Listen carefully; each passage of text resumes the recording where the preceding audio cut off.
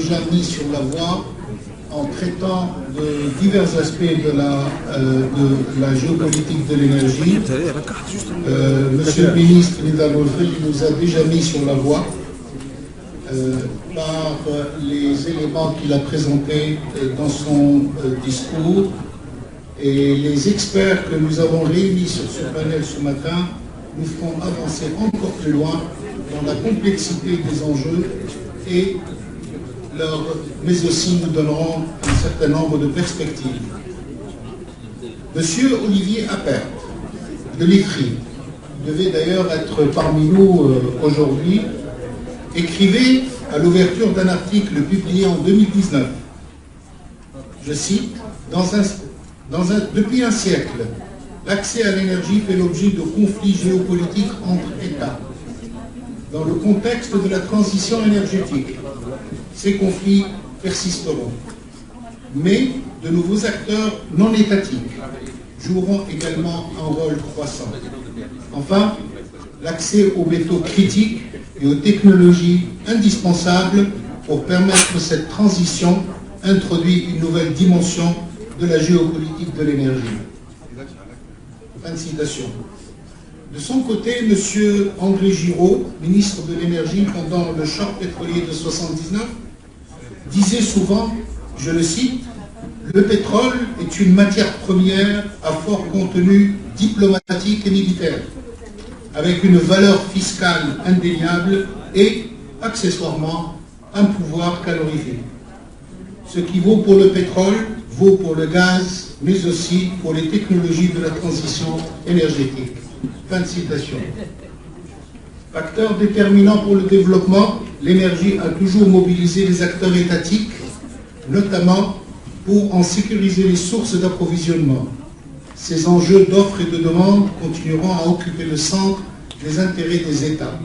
Cependant, l'émergence des hydrocarbures non conventionnels change la donne.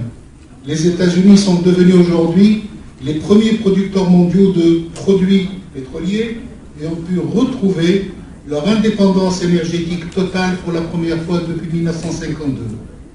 Cela leur a permis de prendre une certaine distance vis-à-vis du Moyen-Orient et de changer leur doctrine à l'égard de la question énergétique, résumée par le président Trump, qui ne parle plus d'energy independence comme son prédécesseur Obama, mais d'energy dominance ou domination énergétique. Les enjeux géopolitiques qui ont marqué le secteur de l'énergie depuis un siècle continueront à jouer un rôle majeur pendant encore des décennies. Ces enjeux portent d'abord sur l'offre et la demande d'énergie, notamment face aux besoins croissants des États comme la Chine, mais également l'Inde. À ces acteurs étatiques viennent s'ajouter, dans le contexte de la transition énergétique, des acteurs non étatiques, des organisations et même des villes et des entreprises qui jouent un rôle croissant. Enfin, le déploiement des énergies renouvelables présente des défis géopolitiques d'un type nouveau.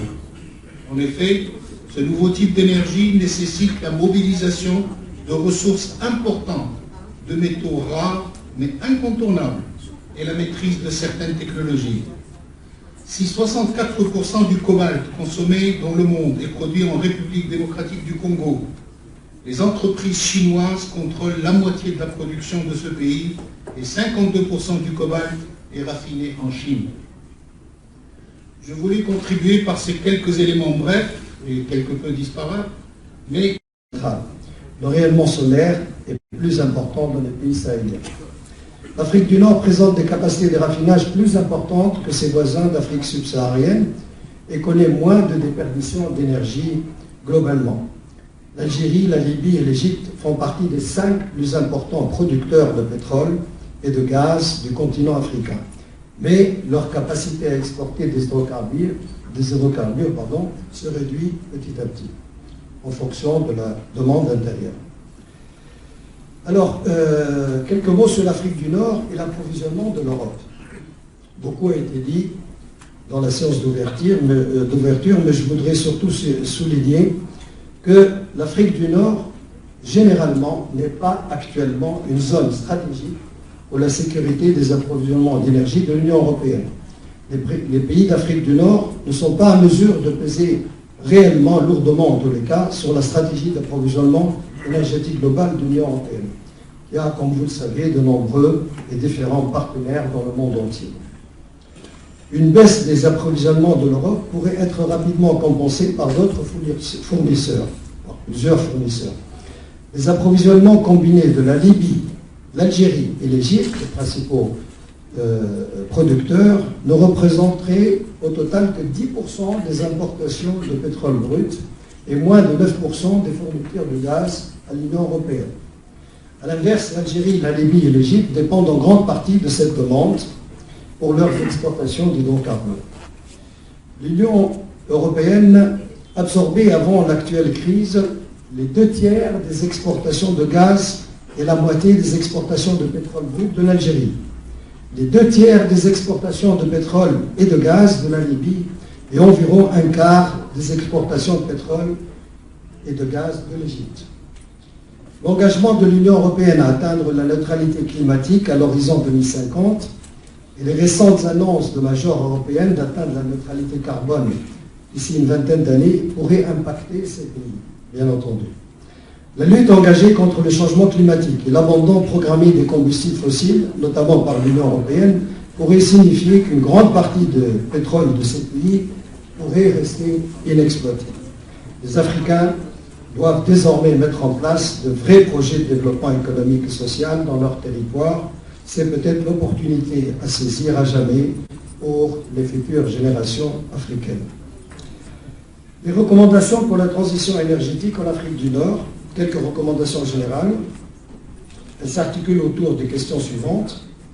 Malgré le partage du même espace géographique, les pays d'Afrique du Nord divergent au niveau des politiques de transition énergétique. Cela est dû aux différents potentiels naturels, aux différents degrés de dépendance économique aux hydrocarbures, et aux différents contextes socio-économiques et institutionnels dans ces pays. Deuxièmement, la multiplicité des acteurs impliqués dans la transition énergétique en Afrique du Nord révèle que la transition énergétique est multidimensionnelle. Elle est à la croisée des intérêts politiques, sociaux, économiques et environnementaux.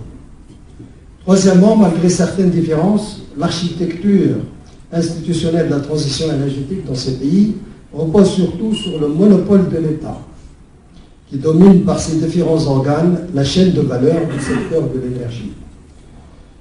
Quatrièmement, l'aspect social est en général marginalisé dans les plans nationaux de transition énergétique, alors que le rôle des communautés locales est, comme vous le savez, très important. Ressources primaires, pétrole et gaz, mais une importation nette de produits pétroliers, alors que les réserves sur place sont largement plus substantielles. La consommation de gaz naturel est encore faible, plus particulièrement en Afrique subsaharienne, et elle est concentrée essentiellement dans les pays d'Afrique du Nord. Troisièmement, un potentiel en énergie renouvelable faiblement valorisé, ou très peu en tous les cas, mais on remarque que depuis 2015 environ, cette valorisation commence à voir le jour dans de nombreux pays, Afrique du Nord et Afrique subsaharienne. Il y a essentiellement quelques réalisations importantes en Afrique de l'Est. Le système énergétique est extraverti, quatrièmement, à cause, bien entendu, pour pouvoir répondre aux besoins du continent à moyen et long terme, puisque beaucoup est exporté et les besoins des populations et des économies ne sont pas satisfaits en règle générale. Tout à l'heure, on a cité par exemple que le taux d'électrification est inférieur à 50% en Afrique subsaharienne. L'accès est limité aux formes d'énergie efficientes, et donc tout ceci montre que dans cette région du monde, cet accès universel, en particulier pour l'électricité, qui est un indicateur du bien-être social et des activités économiques, reste un horizon assez lointain. Alors ces caractéristiques font que cette partie de l'Afrique devra faire d'énormes efforts sur plusieurs niveaux pour amorcer réellement sa transition énergétique en collaboration avec tous ses partenaires africains et non africains.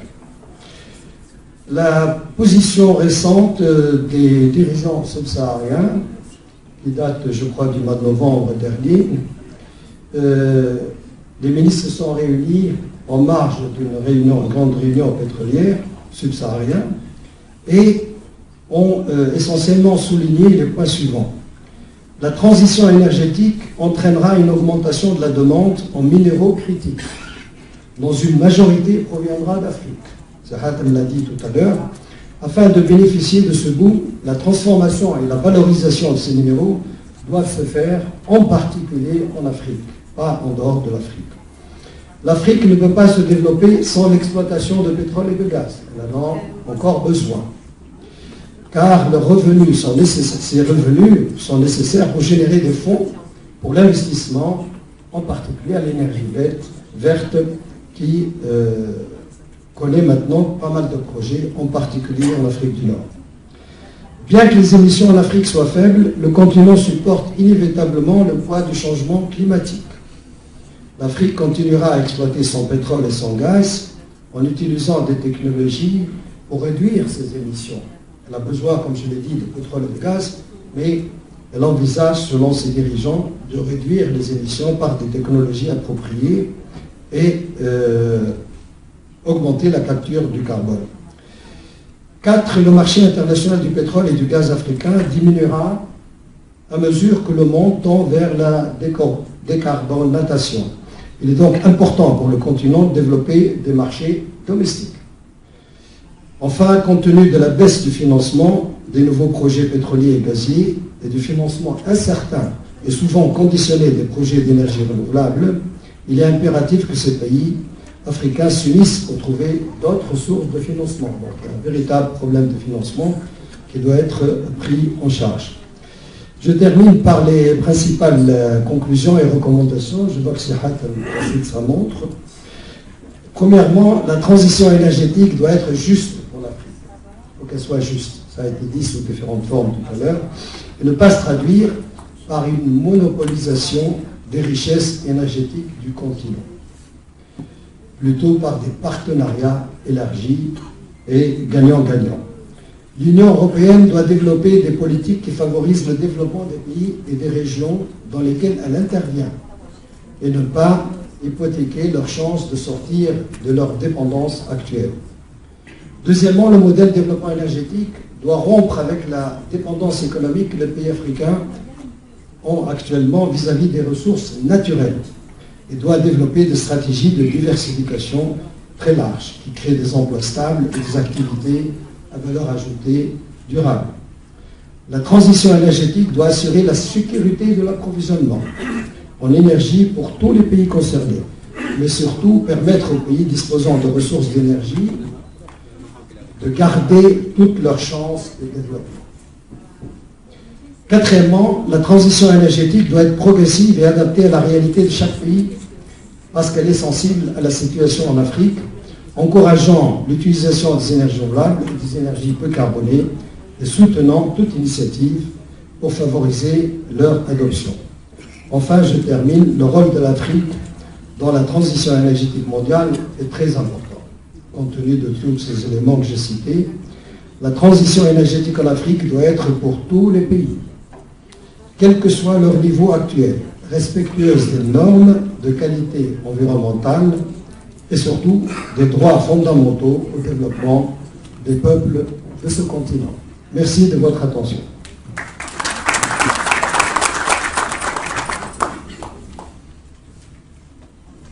Merci beaucoup, Simon, pour ce tour d'horizon africain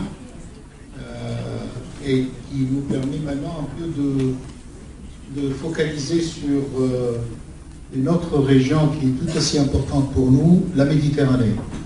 Et pour ce faire, j'ai le plaisir d'appeler au podium Madame Rodeh Benjemet, qui est la directrice générale de l'Observatoire méditerranéen de l'énergie. Madame. Merci beaucoup. Bonjour. Tout d'abord, je voudrais remercier l'AVC, l'Institut Choiseul, France pour avoir invité l'Observatoire méditerranéen de l'énergie à prendre part à cet événement extrêmement important. Vous dire que ce que j'ai écouté jusqu'à ce matin est l'ouverture et de la musique à mes oreilles. Et ce que j'ai vais apporter, nous sommes tous, je pense, plus que convaincus, et dans la suite de ce qu'a présenté Simon, de donner l'illustration concrètement à travers la situation énergétique en Méditerranée, les perspectives et cette décarbonation que tout le monde appelle de ses voeux et sur lesquelles tout le monde s'engage. Qu'est-ce que ça veut dire? Quel mix énergétique on peut avoir en Méditerranée? Donc là, on était en Afrique. Moi, je vous emmène, je continue le voyage pour vous emmener dans cette région de la Méditerranée, avec finalement l'Afrique du Nord, dans laquelle j'intègre l'Égypte, qui est le point commun, le point d'intersection entre l'Europe et l'Afrique. Alors, qui est l'Observatoire méditerranéen de l'énergie? Peut-être que tout le monde ne le connaît pas. L'Observatoire méditerranéen de l'énergie est un organisme qui existe depuis plus de 30 ans. La Tunisie est un des membres fondateurs et je me réjouis, et quel bonheur d'être ici aujourd'hui avec vous et de voir nos membres, les représentants de la STEG de l'État. Simon, l'histoire est vraiment longue, hein, donc Simon, sur tout ce qu'il a construit pour l'OME, que ce soit à la tête de la STEG ou au ministère également.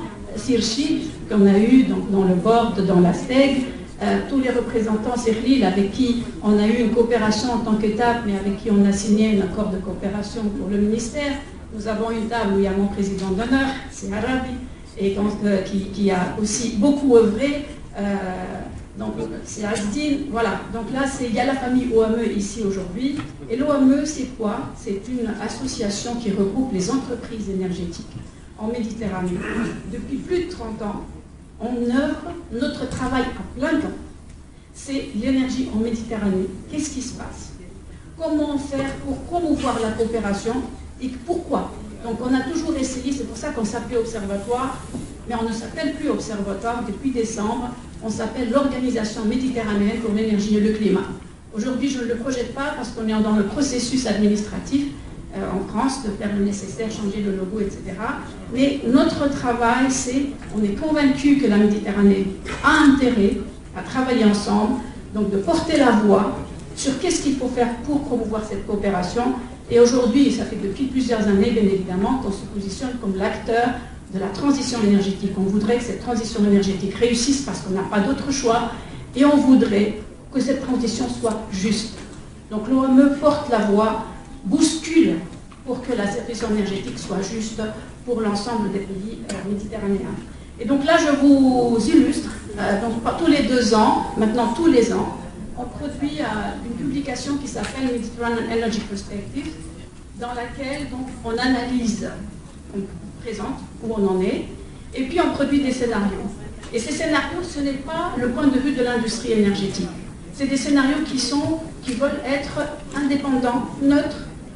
On traduit qu'est-ce qui se passe si les politiques énergétiques qui sont officiellement annoncées par les pays sont atteints, donc on atteint nos objectifs.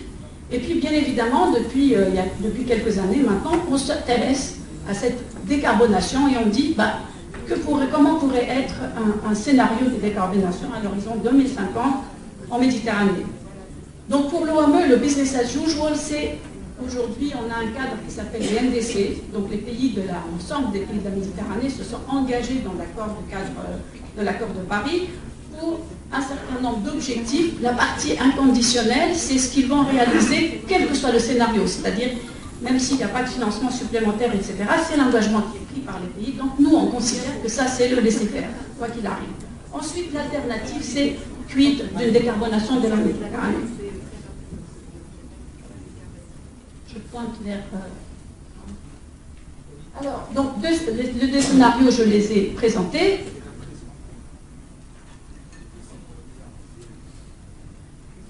Comment je suis en train de... Ah oui, c'est bon. Non, oui. Je suis en train de faire... Pardon. Donc, alors, aujourd'hui, le mix énergétique en Méditerranée, aujourd'hui, est fortement basé sur les hydrocarbures. C'est la réalité à partir de laquelle on part. Plus de 70%, 80%, 90% dans les pays du sud de la Méditerranée est basé sur les hydrocarbures. C'est notre point de départ. Vous avez ici donc 2019, aujourd'hui 2030, 2040, 2050, et vous voyez la part des différentes énergies dans le mix énergétique. Et si les pays arrivent à atteindre l'objectif, le NDC, dans le cadre de l'accord de Paris, la production, la demande énergétique en Méditerranée va s'accroître de 31%. Simplement, si on veut atteindre une décarbonation, il faut qu'on arrive à réduire de 25%, 24% la demande d'énergie en 2050 par rapport à celle d'aujourd'hui. Ça, c'est déjà un premier défi à relever.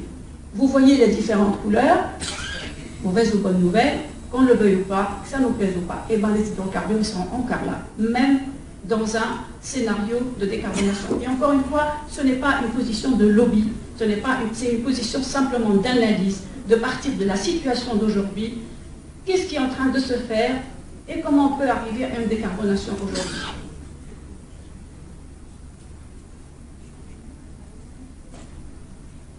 Ici, il y a deux histoires en Méditerranée.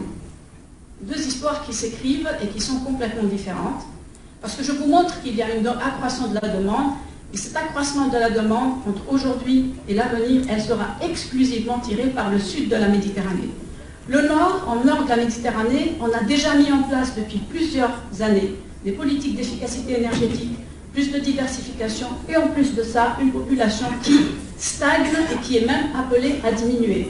On part d'un niveau de consommation par habitant qui est nettement plus élevé.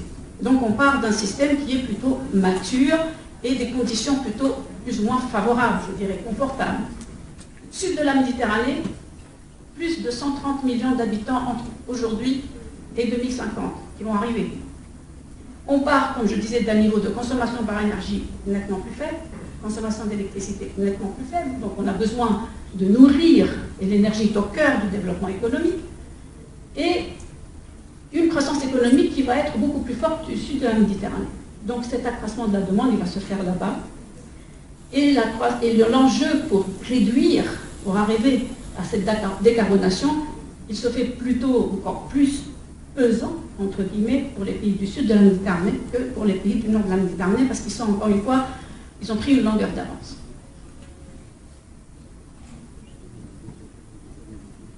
Alors, quel impact sur le CO2? L'OME, depuis des décennies, dit que la Méditerranée fait face à deux enjeux.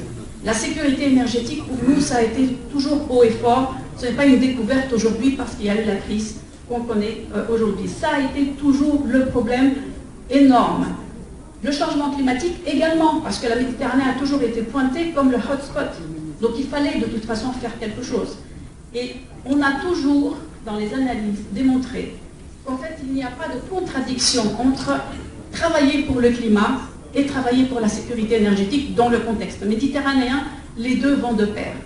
Si je travaille pour le changement climatique, je règle mon problème de sécurité énergétique et vous allez la voir tout à l'heure, c'est encore plus flagrant dans le cadre de la situation dans laquelle on est aujourd'hui. Et comment, du coup, on va réduire cette demande d'énergie? Alors, imaginez, si on veut décarboner la Méditerranée, je vais vous montrer qu'il y a une croissance de 25% de la demande globale pour la Méditerranée, mais quand on sépare le nord et le sud, ça veut dire qu'entre aujourd'hui et 2050, là je vais aller dans le sud, il faudrait que j'augmente ma demande globale uniquement de 2%. Ça veut dire que plus de 330 millions d'habitants, etc., et je dois, à l'horizon 2050, ne consommer que 2% de plus que ce que je consomme aujourd'hui pour atteindre cette décarbonation, cuite de la justice et de l'équité. Alors, le potentiel pour y arriver, efficacité énergétique. Aujourd'hui et pas demain. Aujourd'hui, il y a une urgence d'accélérer la transition énergétique sur la demande énergétique. S'il n'y a qu'une action à faire, il faut commencer par là. 50% du potentiel viendra de l'efficacité énergétique. Je ne vais pas m'étaler, après là, on présente aussi où est-ce que c'est, quels sont les secteurs, etc. Parce qu'on étudie de pays par pays, secteur par secteur, on va jusqu'à la lampe par habitant de la Méditerranée. Après, c'est ce qu'on a entendu, on est plus à l'efficace, bien sûr, vert, pas d'émissions, donc les énergies renouvelables, un potentiel extraordinaire qui existe aujourd'hui, qui n'est pas largement exploité, donc 44% des réductions des émissions pourraient venir grâce à l'augmentation des énergies renouvelables. Et puis, s'engager dans le futur. Parce que nous on parle de transition, ce n'est pas une rupture. On ne dit pas aujourd'hui on va tout arrêter, on va être 100% renouvelable, on parle de transition. Donc on sait qu'il y a certains points clés qui sont matures, d'autres, il faut préparer l'avenir et s'embarquer dans l'avenir tout de suite. Je vous ai dit également qu'on le tourne de tous les côtés, on aura encore besoin d'hydrocarbures à l'horizon 2050. Donc faisons en sorte que ce soit le moins nocif possible. Et donc c'est pour ça que aussi, ça a été déjà mentionné, la capture, le stockage, l'utilisation du carbone est un élément essentiel, et bien évidemment les gaz verts, l'hydrogène, etc. Donc c'est des dimensions absolument indispensables. Et vous voyez quand même, au niveau des émissions de CO2, les deux différents scénarios selon ce qu'on continue dans la tendance actuelle, aussi on décarbone.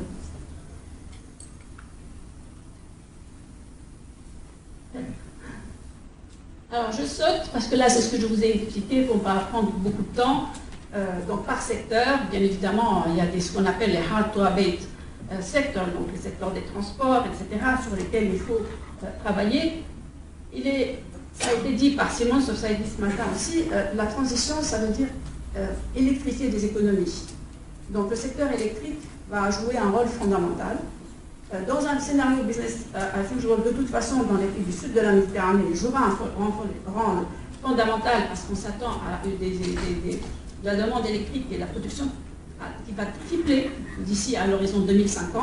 Et bien sûr, si on fait plus de renouvelables et on électrifie les économies, donc le secteur de l'électricité va jouer un rôle très important aussi avec, vous voyez, une barre qui devient de plus en plus verte et l'importance des énergies renouvelables. Mais on voit aussi un regain pour le nucléaire, pas uniquement au nord de la Méditerranée. Il y a plusieurs pays du sud de la Méditerranée qui se sont engagés vers cette voie, le Maroc, la Jordanie, l'Égypte, la Turquie en particulier. Donc le nucléaire prend une part plus importante dans le mix énergétique et en particulier quand on va vers un scénario de décarbonation. Donc là, je vous ai parlé de l'impact sur l'environnement, donc on décarbone. Et quel est l'impact sur aujourd'hui, on parle de la crise, etc. Qu'est-ce qui va se passer si on va donc vers un scénario ou l'autre en termes de sécurité énergétique pour la Méditerranée? Ici, vous avez la dépendance énergétique de la région, le nord et le sud. En 2019, la région, 39%, donc de toute façon, elle a toujours été globalement, j'aime dire que si on était dans un même bateau, ben on est globalement dépendant d'énergie et d'importation. Le nord a toujours été historiquement celui qui est le plus important en termes de dépendance, puisqu'il y a certains pays qui sont riches et qui sont exportateurs dans le sud de la Méditerranée. Donc en 2019, globalement, le Sud n'était dépendant qu'à l'horizon qu'à hauteur de 8%. Sauf que si on va vers les NDC uniquement et inconditionnel, la sécurité énergétique va se détériorer de façon dramatique, au moins, parce que 32% de dépendance comparé à la situation d'aujourd'hui. Ça, c'est pas possible. Nous le savons tous. C'est pas possible. On ne peut pas. Et à l'inverse, si on développe notre potentiel d'efficacité énergétique qui est là, et je rejoins dans les recommandations ce qu'a dit Simon, donc travailler avec les locaux, éduquer la population, excusez-moi, je le dis en français, en arabe, parce que c'est quand même spécifique, parce qu'il y a des choses qui ne peuvent pas être juste copier-coller. Donc on a besoin d'éduquer les populations, mais il faut trouver les moyens d'embarquer la population pour qu'elle soit partie prenante. Et donc d'avoir quand même des réponses spécifiques. Alors c'est une expression que j'aime beaucoup, c'est pour ça que je me suis permise de la dire en arabe. Parler au peuple comme ils peuvent comprendre, avec les mots qu'ils peuvent comprendre. Donc voilà, donc ça, conclusion, il faut absolument accélérer la transition énergétique, il n'y a pas photo, il faut l'efficacité énergétique, il faut les énergies renouvelables, il faut travailler sur l'avenir, il faut mettre en place les conditions, etc. Et tout ça, ça a un coût, c'est pas gratuit. Nous avons également, dans ce travail, fait l'évaluation des besoins d'investissement. Le financement, Alors on l'entend, parce qu'on entend deux discours. Le financement c'est un problème, et de l'autre côté on entend dire que l'argent n'est pas un problème. Alors l'argent est là, mais le financement est un problème. Donc ça veut dire quoi? Ça veut dire qu'il faut que les deux se rencontrent. Pour que les deux se rencontrent, il faut mettre les conditions nécessaires pour que l'argent qui est disponible aille vraiment là où il faut qu'il soit. Donc nous avons fait cette évaluation et pour atteindre la neutralité carbone, ça coûte plus cher, il faut accepter. Et également, les investissements ne vont pas dans les mêmes secteurs, selon qu'on est dans un décès en conditionnel ou dans l'autre scénario de décarbonation, bien sûr, parce que c'est logique, hein, l'efficacité énergétique va prendre la part du lion. Donc 6,7 trillions d'euros à l'horizon 2050 pour financer la transition énergétique méditerranéenne. Donc c'est un gros chantier aussi sur lequel il faut absolument qu'on travaille et le plus rapidement possible. Donc très vite, quelques conclusions parce que, encore une fois, pratiquement tout a été dit. Hein, maintenant, il n'y a qu'à faire, il faut faire. Ce que vous dites est vrai. Maintenant, il faut qu'on mette la main dans la main. Tous ceux qui partagent la même vision, nos membres le font à travers notre organisation, mais nous avons toujours été convaincus, on ne travaille pas en isolation. On a besoin de travailler tous ensemble si on veut atteindre l'objectif, parce que les compagnies énergétiques toutes seules ne peuvent pas. Elles peuvent beaucoup, mais elles ne peuvent pas tout faire non plus. Donc l'efficacité énergétique, ça, les conclusions, je les ai déjà dit, mais nous avons besoin de nous faire plus confiance. Nous avons besoin de travailler plus ensemble. L'intégration, la coopération régionale et le dialogue. C'est absolument indispensable parce qu'autrement, on est en train de perdre du temps et ça nous coûtera de plus en plus cher si on ne commence pas tout de suite et maintenant.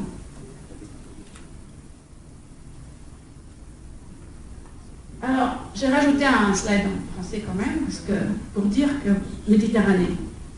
Je dis, si on levait un peu plus la tête au-delà de la Méditerranée, parce que, donc moi je vous ai dit que mon travail à temps plein, c'est de travailler sur la Méditerranée, mais encore une fois, l'OME, on est convaincus et on a un comité qui s'appelle Coopération internationale, stratégie et coopération nationale, dont l'objectif c'est de voir aussi avec les régions voisines, donc l'Afrique, le Moyen-Orient aussi, ça impacte, on ne peut pas juste voir qu'on est dans notre bulle et que nous n'affectons pas ou qui ne nous affecte pas. C'est en 1957, déjà, 1957, François Mitterrand, il était à l'époque ministre, a écrit « Sans l'Afrique, il n'y aura pas d'histoire de France au XXIe siècle ». C'est énorme. Donc c'est l'importance. Donc la Méditerranée, oui. La Méditerranée, une partie de la Méditerranée fait partie de l'Afrique. L'Afrique est absolument de plus en plus importante. Elle a toujours été importante et elle est de plus en plus importante. Ce qu'on constate, c'est avec cette crise. Donc là, je regarde quelques années en arrière, la Covid, le printemps arabe, Covid, la crise maintenant. Et en fait, ce que je constate, c'est qu'il y a quand même une prise de conscience de l'importance de l'Afrique, mais dans ce qui se passe et dans le dialogue, il y a plus de contenu, plus de profondeur aujourd'hui, dans ce qui est en train de se passer entre la France et les pays africains, entre la France et l'Afrique, entre l'Europe et l'Afrique. Donc il faut qu'on puisse bâtir sur ça pour le pérenniser, pour que ça continue, avec le même esprit. Quand on sort de la crise, on a intérêt, enfin on est comme ça, l'être humain, pendant la crise, etc., quand on a un problème, et puis dès que le problème est résolu, on a tendance à oublier tous les engagements qu'on a pris, comme en début d'année, on prend des décisions, et puis je vais faire, puis bon, au fil de l'année, on oublie. Donc il faut vraiment pérenniser, il faut construire là-dessus. Et donc ça, c'est une recommandation. Ensuite, une autre recommandation, plutôt d'ordre de gouvernance, c'est aller au-delà et aider à une prise de conscience sur l'importance de l'intégration Afrique, Méditerranée, Europe. À l'image de ce qui se passe ailleurs, parce qu'on est morcelé, on ne pèse pas. Il y a les autres continents, l'Acasien, l'Amérique du Nord, l'Amérique du Sud. En Méditerranée, en Afrique, on ne pèse pas. Donc on a besoin d'avoir cette constituance pour pouvoir aussi parler de façon un peu plus équilibrée vis-à-vis des autres parties du monde sur différents domaines, donc intégration et coopération. Et aussi, bien sûr, préparer le terrain de façon aussi pérenne sur les affaires, ce que vous faites déjà. Donc, bien sûr, je ne dis pas que rien ne se fait, etc., mais allons plus loin pour passer aussi d'une logique, sortir du bilatéral pays, Europe, pays, mais aussi construire, le bilatéral, bien sûr, est important, il doit continuer, mais avoir aussi une dimension régionale. Il y a des projets à caractère régionaux qui sont absolument structurants, fondamentaux, et qui doivent être le pilier sur lequel on construit le bilatéral. Donc, on a besoin de travailler sur ça. Moi, je le vois à travers ce que font les compagnies membres de l'OME, que ce soit en Méditerranée ou en Afrique. On le fait parce que c'est, comme je le disais au début, c'est mon travail à plein temps et celui de mon équipe de travailler sur ce sujet, mais on a besoin de travailler sur ça ensemble et je serai heureuse de continuer cette histoire avec vous parce que voilà, notre travail à plein temps, c'est de construire modestement, contribuer modestement à une vie meilleure pour les générations futures, nos enfants et nos petits-enfants et cette Méditerranée et Afrique, Europe qu'on adore. Merci beaucoup.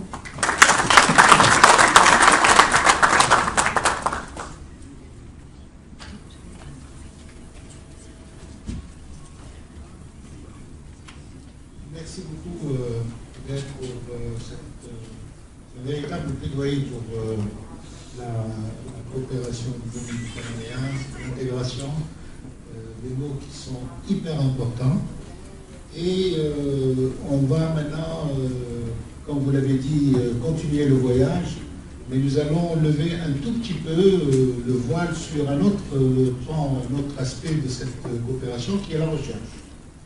Et j'ai le plaisir ici, après M. Chihab Bouden, ancien ministre de l'Enseignement supérieur et de la Recherche scientifique, et actuellement professeur à l'ENI, pour nous en parler. Merci Chihab.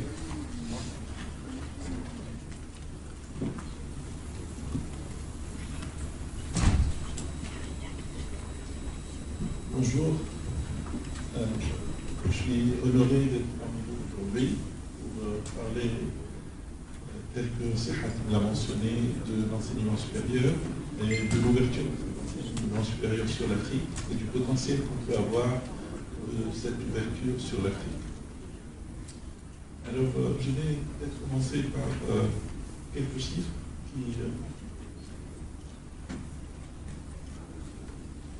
qui peuvent indiquer le potentiel existant aujourd'hui. Donc aujourd'hui, la Tunisie a fait environ 7000, un peu plus de 7000 étudiants africains. 8000 étudiants africains, et ils constituent à peu près 80% des étudiants étrangers qui sont en Tunisie.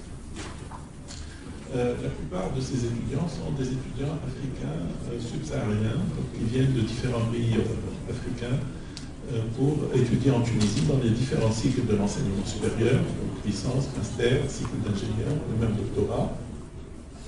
L'État tunisien offre des bourses à certains pays.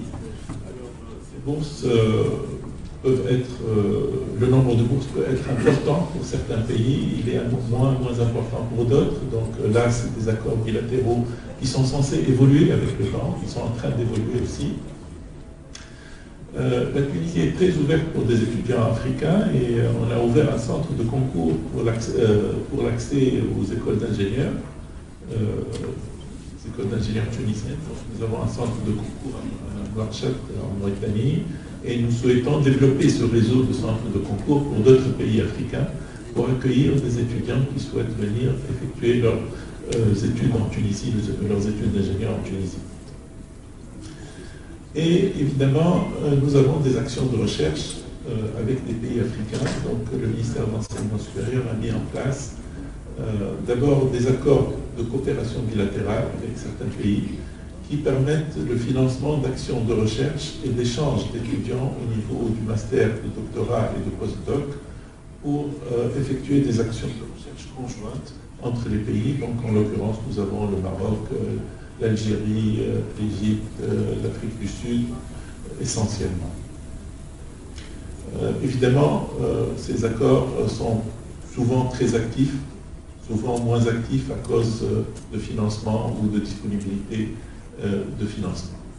Et nous avons un partenariat privilégié aussi dans les études médicales, dans la mesure où la Tunisie a grandement contribué à la création de la faculté de médecine de Djibouti. D'ailleurs, on l'appelle la 5e faculté de médecine tunisienne, parce que c'est une faculté qui était réellement une création tuniso-tunisienne. Beaucoup de professeurs tunisiens participent à l'enseignement d'une manière quasiment systématique, et nous recevons des étudiants de Djibouti pour les études post-universitaires, c'est-à-dire les stages d'internat et même aujourd'hui les stages de résidence. Nous accueillons évidemment dans le cadre de médecine des étudiants qui viennent d'autres pays africains pour les études de spécialité. Alors, nos objectifs, c'est d'aller au-delà.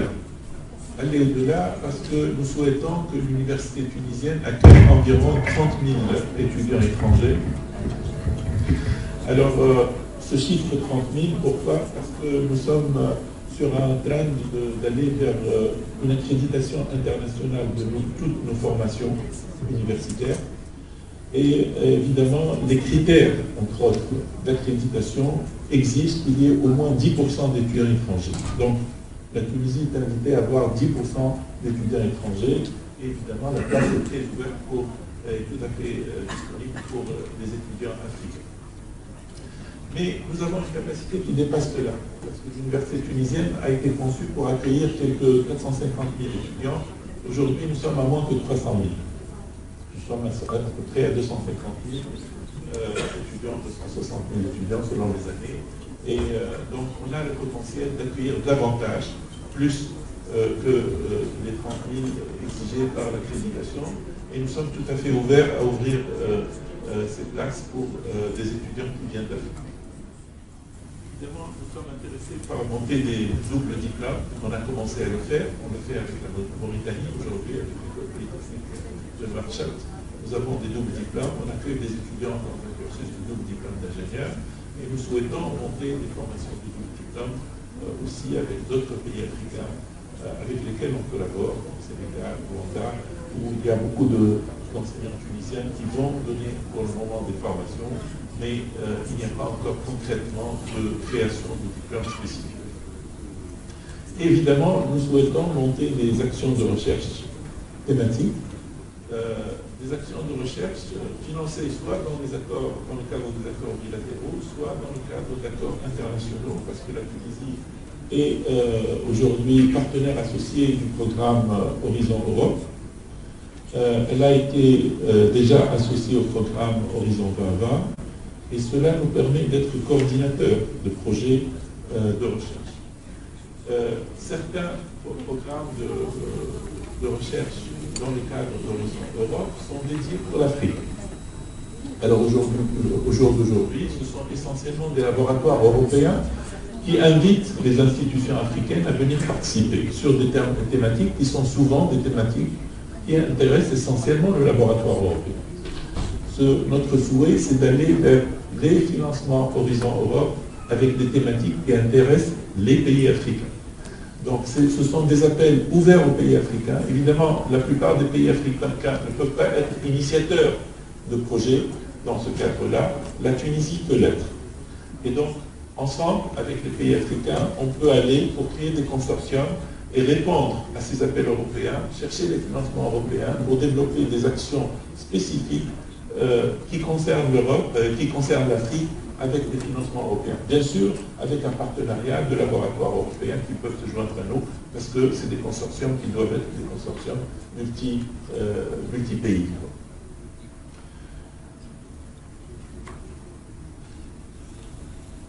Alors, justement, le volet recherche, c'est le volet le plus simple à monter, parce qu'au fond, nous avons plusieurs programmes de coopération dans lesquels on invite des étudiants étrangers et africains à venir s'inscrire en licence, en master. Mais la partie recherche et la partie doctorat est la partie la plus intéressante, aussi bien pour nous que pour l'Afrique. Pourquoi pour l'Afrique? Parce que plusieurs institutions africaines n'arrivent pas encore à avoir la masse critique d'enseignants-chercheurs et l'infrastructure nécessaire pour monter des formations doctorales. Et donc, l'Afrique est intéressée pour venir en Tunisie. Mais nous aussi, on est tout à fait intéressés pour accueillir des étudiants africains parce que nous sommes en train de vivre la même situation qu'ont vécu les laboratoires européens depuis plusieurs années, à savoir les autochtones désertent la recherche. Les Tunisiens ne s'inscrivent plus en thèse. Nos laboratoires ont besoin de chercheurs. Et ces chercheurs-là, on a tout intérêt à les chercher en Afrique. C'est une win-win, c'est une situation gagnant-gagnant. Donc nous avons tout intérêt à ouvrir nos laboratoires pour les étudiants venant de différents pays africains. Alors ici je présente une figure qui montre un peu l'impact de la structuration de la recherche en Tunisie, parce qu'en Tunisie on a eu une loi d'orientation de la recherche qui a permis de structurer la recherche, qui a permis de créer des laboratoires et de financer des laboratoires. Et depuis la mise en place de cette loi d'orientation, on a vu le nombre de publications monter en exponentiel, ce qui nous positionne aujourd'hui en 3e pays africain en termes de nombre de publications, en absolu. Mais nous sommes le 1er pays africain en termes de publications si on rapporte cela au nombre de chercheurs ou si on le rapporte au PIB du pays. Donc on est très bien positionné, c'est ce qui nous a permis d'ailleurs d'être admis ou accepté comme étant un partenaire associé du programme H2020 et ensuite Horizon Europe. Et on trouve sur cette figure que l'énergie prend une part importante dans ces publications. Elle représente 5% des publications tunisiennes. Ceci est lié effectivement à toute une histoire, une stratégie tunisienne, parce que le financement des actions de recherche dans le domaine de l'énergie a commencé bien avant la structuration et bien avant la loi d'orientation de la recherche. On doit se rappeler, c'était le nom des hydrocarbures qui a financé le programme Forestmac à l'époque, et donc on a pu financer des actions de recherche dans le domaine de l'énergie. Alors, ce train de publication, on le retrouve aussi, bon là c'est un peu des statistiques sur le nombre de publications, et donc dans le domaine de l'énergie on compte un peu plus de 4000 publications, et le train justement dans le domaine de l'énergie est un train positif aussi qui est exponentiel pour le reste des domaines, mais avec même un impact plus important. Par exemple, lorsque je regarde de citation, on a un impact de 1 par rapport au national, c'est 0,9, et c'est très très important. En termes de nombre de citations par publication, on est à 13 dans le domaine de l'énergie par rapport à 10 pour le reste des domaines. Alors en termes de qualité de ces publications, on trouve qu'une grande partie, c'est des quartiles 1 et 2, donc c'est dans les top revues scientifiques, et donc plus que 50% sont dans ce quartile 1 et 2, et c'est très important. Qui participe à cette recherche? Ce sont toutes les universités tunisiennes et tous les centres de recherche, évidemment avec des parts différentes, parce que les universités n'ont pas le même poids en termes de masse critique, de chercheurs et d'enseignants de laboratoire, et puis ils n'ont pas aussi les mêmes orientations. Certains ont des points forts, par exemple en TIC, d'autres en énergie, d'autres en agriculture, etc. Et donc on retrouve par contre une activité de recherche dans le domaine de l'énergie pratiquement dans toutes les universités et tous les centres de recherche tunisiens, et ça c'est très important. Les publications tunisiennes sont de bonne qualité parce que là, il y a des métriques internationaux qui nous permettent de voir cette qualité, donc le nombre de visualisations de ces articles, le nombre de citations de ces articles, les facteurs d'impact, les revues dans lesquelles c'est publié, etc. Et donc là, c'est très important. Le maillon faible qui nous reste en Tunisie, c'est l'impact socio-économique de ces activités. On voit beaucoup de publications de très haut niveau, mais on voit peu de brevets, peu d'applications dans l'industrie, et c'est réellement la tendance à laquelle nous devons aller de l'avant dans les années à venir. Alors, si je prends les 10 journaux dans lesquels on publie le plus, on trouve qu'on va d'abord dans des journaux qui sont très très bien classés, mais aussi on voit qu'on a des publications dans les domaines de l'énergie les plus avancés. La revue, par exemple, International Journal of Hydrogen, prend pratiquement la part du lion après la publication sur les biologies, c'est-à-dire sur la biomasse. Donc le volet biomasse, le volet hydrogène, les volets renouvelables sont là présents dans les meilleures publications, les meilleures publications tunisiennes et les journaux dans lesquels on publie le plus. Les score citations sont très élevés aussi. On trouve des score citations qui sont très très élevés et donc ça prouve que c'est une recherche de qualité. Et donc nos amis africains en venant en Tunisie peuvent s'assurer qu'ils pourront faire une recherche d'un très bon niveau et d'un niveau international s'ils sont intégrés dans des laboratoires tunisiens. Alors cette recherche se fait essentiellement en collaboration tuniso-tunisienne ou en collaboration internationale. Au jour d'aujourd'hui, le nombre de publications en collaboration avec des pays africains n'est pas très élevé. On est essentiellement avec des pays européens, avec la France en particulier, ensuite avec des autres pays européens, avec les États-Unis, et aujourd'hui avec beaucoup de pays du Moyen-Orient, étant donné toute la diaspora d'enseignants-chercheurs tunisiens qui sont dans les pays du Golfe, qui ramènent des étudiants tunisiens travailler dans des universités des pays du Golfe ou qui continuent à collaborer avec les universités tunisiennes pour publier ensemble. Avec l'Afrique, ça reste encore timide, mais ça peut se développer davantage. Alors, qu'est-ce qui nous permettrait peut-être d'aller booster cette coopération? Évidemment, au jour d'aujourd'hui, la visibilité des universités tunisiennes et des laboratoires tunisiens n'est pas très importante. Nos sites web ne sont pas actualisés. Nous ne faisons pas le nécessaire pour promouvoir notre activité. Et ça, c'est à nous, Tunisiens, de développer tout cela. Il nous faut des meilleures structures de réseautage avec les laboratoires et africains et européens et une meilleure visibilité là-dessus. On doit aussi faire beaucoup d'efforts pour former nos chercheurs tunisiens et surtout les responsables dans les entreprises tunisiennes à monter ces projets européens. Parce que nous avons une opportunité très importante pour le programme Horizon Europe, dans lequel particulièrement les industriels ne sont pas en train de participer. Il y a énormément de potentiel, énormément de moyens qui sont à la disposition des entreprises pour développer leur activité de recherche-développement au sein des entreprises et être financées dans le cadre des programmes européens.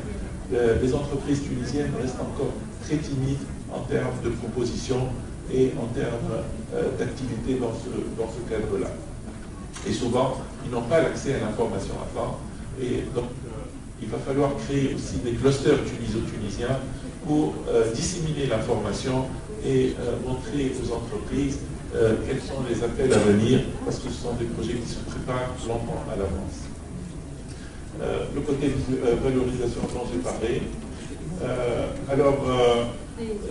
La mutualisation des formations, nous avons commencé à monter quelques programmes dédiés à l'Afrique, particulièrement dans le domaine de l'énergie d'ailleurs. Nous avons un master en Tunisie qui est dédié aux étudiants africains. Malheureusement, il n'accueille pas encore d'étudiants africains, mais nous avons beaucoup d'autres programmes qui invitent les étudiants africains à venir en Tunisie. Il y a des programmes qui accueillent les étudiants africains dans le domaine de l'énergie, en l'occurrence à Bizerte aujourd'hui. Et je crois que nous avons un potentiel important et une ouverture importante à nos amis africains. Voilà, donc sur ce, je termine cette présentation. J'espère que grâce à TABC, on aura une ouverture. D'ailleurs, le ministère, à un certain moment, a organisé des salons universitaires pour l'Afrique, où les universités se déplacent pour chercher des étudiants africains. Le ministère a souhaité monter une agence, justement, qui s'occuperait de la promotion de la destination universitaire tunisienne et d'accompagner et d'accueillir les étudiants. Cette création n'a pas encore eu lieu, c'est dommage aussi, mais on espère le voir venir très bientôt. Merci.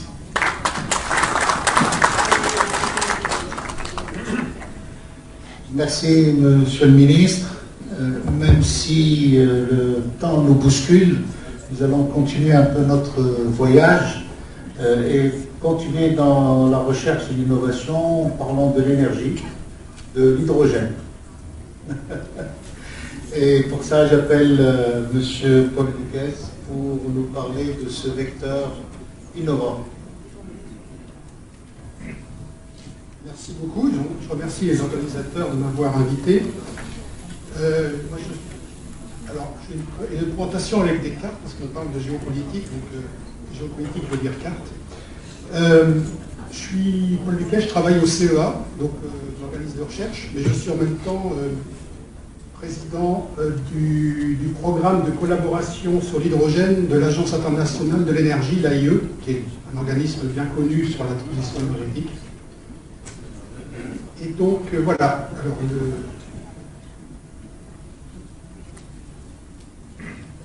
trompé de sens.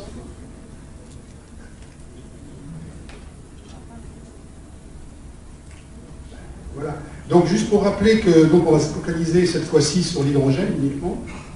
Actuellement, l'hydrogène est extrêmement déjà bien utilisé dans l'industrie. Hein.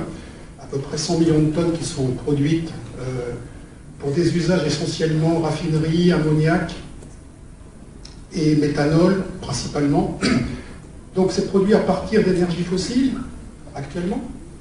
Et ça émet en fait beaucoup de CO2 actuellement. On estime que c'est à peu près 4-5% des émissions totales globales mondiales. Donc ça veut dire que évidemment, ce n'est pas une voie durable. Et je vais vous montrer qu'est-ce qu'on envisage pour l'hydrogène dans le futur. La voie alternative, ça serait la production par électrolyse, donc électricité. Alors ça consomme aussi, donc vous voyez ce que ça consomme en termes de gaz nat, hein, parce que c'est fait à partir de gaz naturel. Aussi de charbon en Chine, donc 6% de la consommation mondiale du gaz naturel est dédiée à la production d'hydrogène actuellement. Mais ce n'est pas dans cette voie-là qu'on veut aller. On veut aller vers une utilisation massive de l'hydrogène dans différents usages. Alors, c'est juste pour l'aspect un peu pédagogique. Pour simplifier, il y a à peu près 4 familles d'usages dans lesquelles on veut aller. Décarboner la mobilité lourde, ou même la mobilité légère éventuellement. Donc, remplacer les carburants fossiles par de l'hydrogène en complément des batteries électriques. Donc, on aura un mix hydrogène-batterie électrique. Deuxième famille d'usage, l'industrie. Donc il y a déjà bien sûr les usages actuels qu'il faut décarboner, c'est-à-dire remplacer l'hydrogène produit à partir de fossiles par l'hydrogène décarboné. Mais il y a des nouveaux usages. Par exemple, la sidérurgie utilise beaucoup de gaz naturel et de charbon actuellement pour produire de l'acier. Il y a des voies qui permettraient de passer à l'hydrogène en substitution pour faire de l'acier vert. Et ça consommera beaucoup d'hydrogène. Mais il y a d'autres usages. Donc ça, c'est la deuxième famille, c'est l'industrie. Et la troisième famille, c'est le domaine de la fabrication de carburants de synthèse. Alors c'est à partir d'hydrogène, mais aussi de carbone, qui lui-même doit provenir de sources biogéniques, pour pas que ça soit neutre d'un point de vue carbone. Et puis la quatrième famille, c'est la famille de l'énergie, où l'hydrogène pourra permettre de stocker massivement des énergies renouvelables, en le stockant dans par exemple, des cavités géologiques, et en reproduisant de l'électricité, par exemple, dans des turbines à hydrogène, puisqu'on remplacera le gaz naturel par l'hydrogène. Et ça existe, technologiquement, c'est quasiment prêt. Donc vous voyez, il y a une grande famille, il y a une grande diversité d'applications d'hydrogène, et l'un dans l'autre. Alors les scénarios, par exemple, de l'AIE Net Zero en 2050 prévoient qu'on produira 4 à 5 fois plus d'hydrogène qu'aujourd'hui. Donc vous voyez le gap qu'il faut faire. Et en plus, complètement décarboné. C'est-à-dire qu'en plus, ce n'est pas par rapport au procédé actuel, c'est par rapport à un objectif décarboné. Donc, ça pourrait représenter, alors les scénarios ne prédisent pas l'avenir, hein, c'est juste des éclairages, mais disons que ça pourrait contribuer entre 10 et 20% de la solution pour décarboner l'ensemble de l'économie. À côté de l'électrification massive, à côté de la capture du carbone, à côté de l'efficacité énergétique. Donc c'est un des 5 ou 6 piliers majeurs de la décarbonation dans le monde.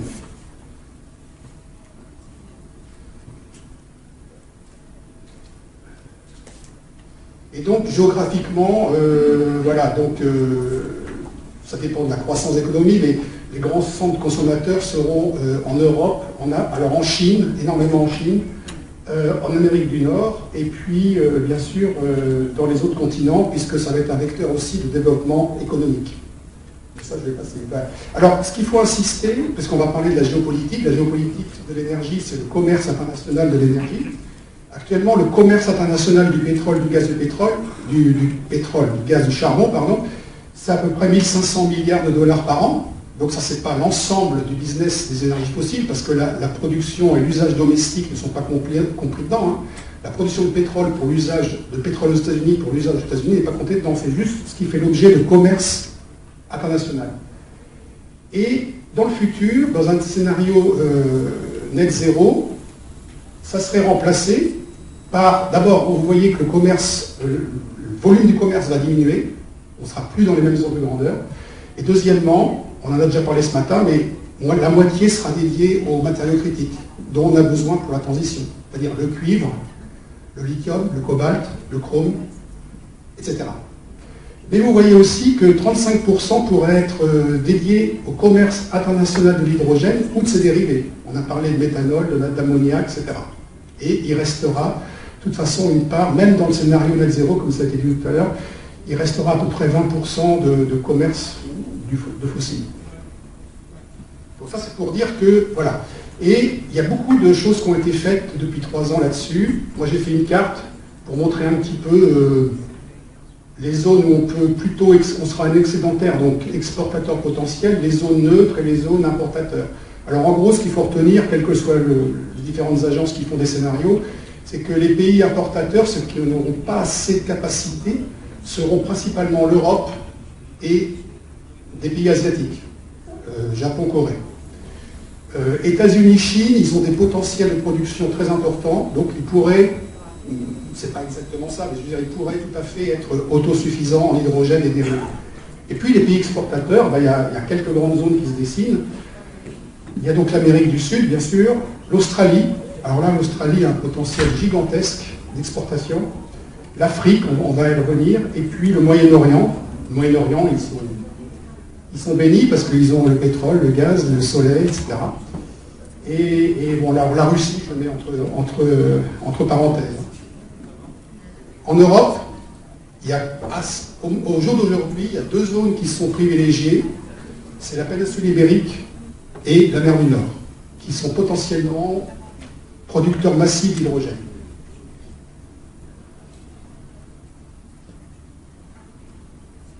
Alors, je vais passer vite, les capacités théoriques. Théoriques, quand on regarde tout simplement le potentiel d'énergie renouvelable à bas coût, et les quantités disponibles permettent d'atteindre 100. Regardez pas les chiffres, mais il n'y a aucun problème pour atteindre les 5 ou 600 millions de tonnes d'hydrogène. Il y a des capacités gigantesques en termes de potentiel, mais le problème n'est pas là. Le problème est dans la capacité à fabriquer les électrolyseurs, etc. Alors ça, c'est juste pour vous montrer que si vous faites le bilan, ça c'est un slide de l'Hydrogen Council, si vous faites le bilan des projets déclarés aujourd'hui par les industriels, il y a à peu près 700 projets dans le monde sur la partie gauche. Vous voyez à peu près toutes les zones. Donc en Afrique, il y en a beaucoup en Afrique du Sud, au Maroc, Mauritanie et puis en Égypte. Mais parfois ce sont des projets uniquement papier. Parce que quand on regarde des projets qu'on fait l'objet d'une décision d'investissement, il y a uniquement 10% de ces 700 projets qui sont engagés. Donc, à la fois, il y a beaucoup d'études papier de faisabilité, et pour l'instant, il y a peu de projets décidés parce qu'il y a un problème aussi de demande. Les investisseurs, ils ne vont pas investir, vous voyez, le chiffre total pour l'instant, 700 projets, c'est 250 milliards de dollars. Évidemment, ils ne vont pas s'engager s'il n'y a pas une demande certifiée quelque part. C'est bien évident.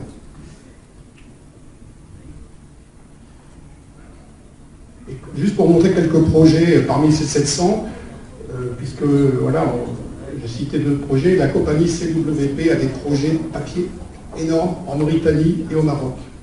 Et ce qui est intéressant en Mauritanie, c'est que ça va plus loin que l'hydrogène, ça va aussi sur l'aspect sidérurgie potentiellement, puisque la Mauritanie a du minerai de fer. Donc peut-être, au lieu d'exporter du minerai de fer, exporter de l'acier vert, ça serait une plus-value très intéressante pour la Mauritanie. Au Maroc, il y a aussi beaucoup de projets sur la fabrication d'ammoniac, etc. Donc les projets sur le papier sont gigantesques. Vous voyez que c'est des projets d'installation de 30 gigawatts, 20 gigawatts, 50 gigawatts en Australie. D'ailleurs, les projets en Mauritanie dépassent le PIB de la Mauritanie. Et avec tout ça, il il y a beaucoup de publications qui esquissent les nouvelles routes de l'énergie, de l'hydrogène. Alors, c'est évidemment très susceptible de discussion. Il faut distinguer deux cas.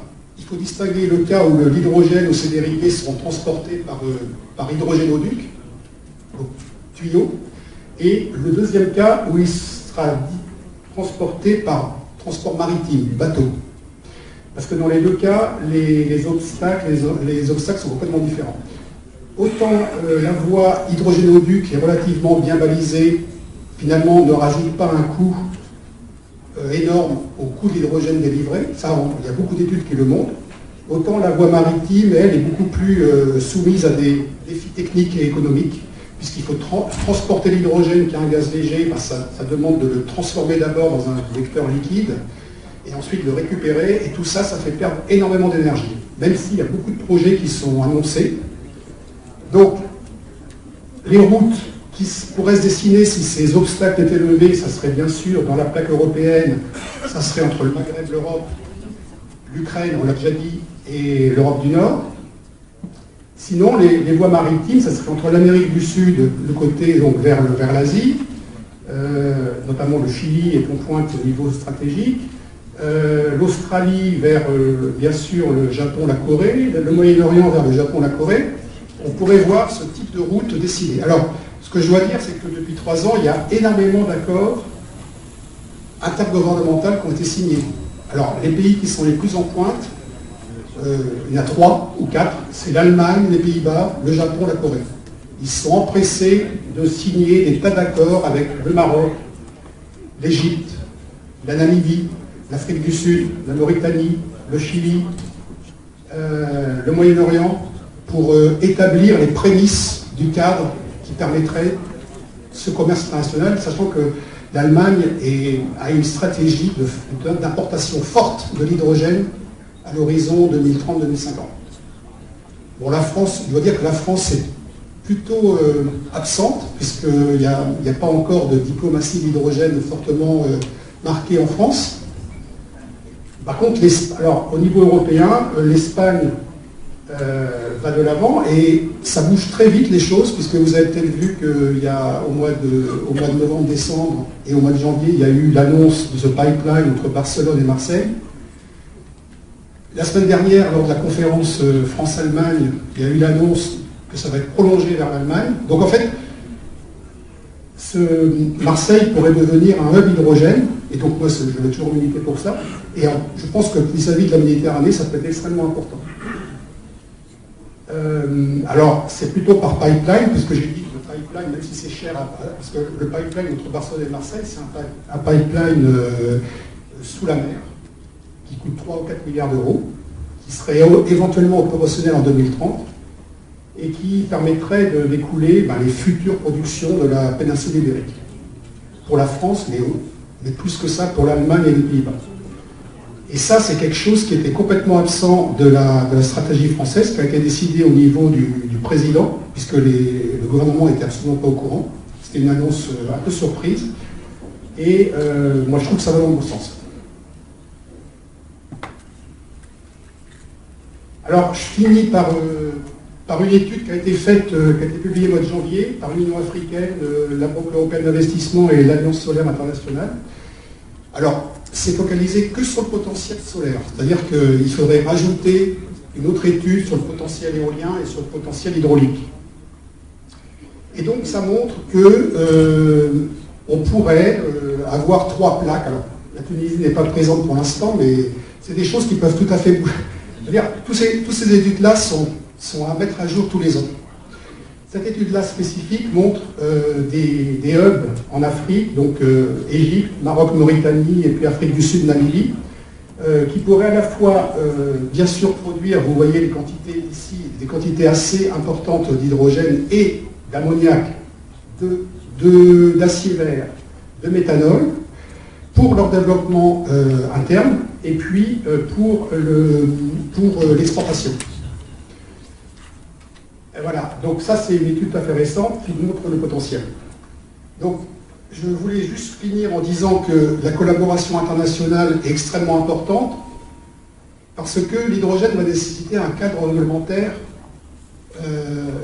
spécifique. C'est-à-dire que quand l'Europe ou n'importe quel pays veut importer de l'hydrogène, il faut qu'on puisse certifier que l'hydrogène ou le produit dérivé a une teneur en carbone inférieure à tant de kilos de CO2 par kilo d'hydrogène.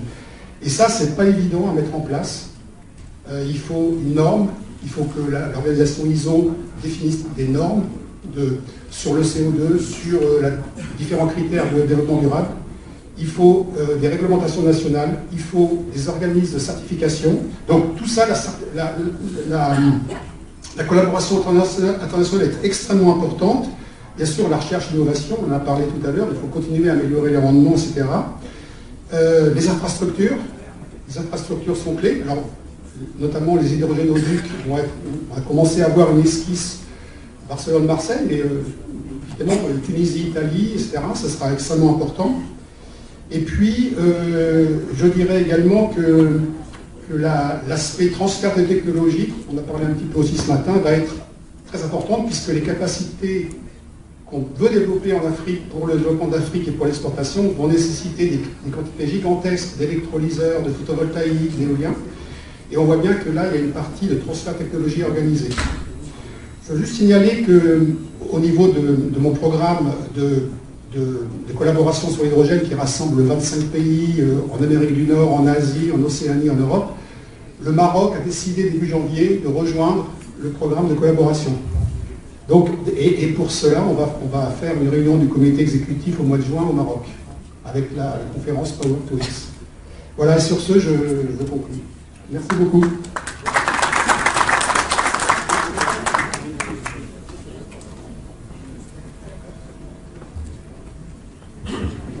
Merci Paul pour cette présentation qui nous met à jour en ce qui concerne la situation de l'hydrogène. On va continuer maintenant avec Sir Rachid qui va nous parler maintenant un peu plus focalisé sur la Tunisie. On est parti de l'Afrique à la Méditerranée, maintenant on focalise sur la Tunisie. Sir Rachid, le directeur général de la Direction générale des hydrocarbures. Salam alaikum. Merci Sehatou. Ma dernière présentation se trouve contrainte avec deux défis. Tout d'abord, je ne dois pas répéter ce qui a été dit. Deuxièmement, je dois être dans le timing, étant donné qu'il y a un autre panel après nous. Donc, effectivement, Moussa Ben Abdallah a mis pratiquement le cadre africain, le cadre européen et international. Madame Ouda s'était focalisée beaucoup plus sur la région méditerranéenne. Et maintenant, je vais me focaliser sur le cas de la Tunisie, les défis et les challenges dans la Tunisie qui passent aujourd'hui. Donc, j'ai une présentation, donc je vais passer rapidement sur les slides qui ont été déjà couvertes. D'ailleurs, Madame la ministre a mis le cadre de la stratégie tunisienne. Je vais simplement parler des chiffres clés que je vais partager avec vous ce matin. Donc,